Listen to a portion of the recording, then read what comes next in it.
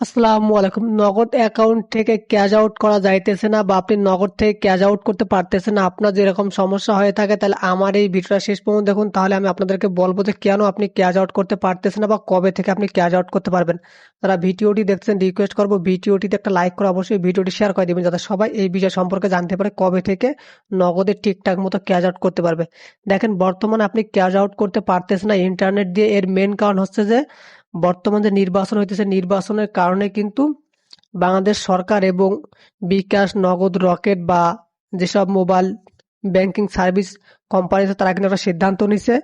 আজকে থেকে কিন্তু প্রায় 12 তারিখ পর্যন্ত আপনি নগদ যে অ্যাপস আছে, অ্যাপসের মাধ্যমে ইন্টারনেটের মাধ্যমে কিন্তু আপনি 2,000, 3,000, 5,000 টাকা কিন্তু আপনি ক্যাশ আউট করতে পারবেন না, সেন্ড মানি করতে পারবেন না। সর্বোচ্চ আপনি 1,000 টাকা সেন্ড মানি করতে পারবেন বা তুলতে পারবেন।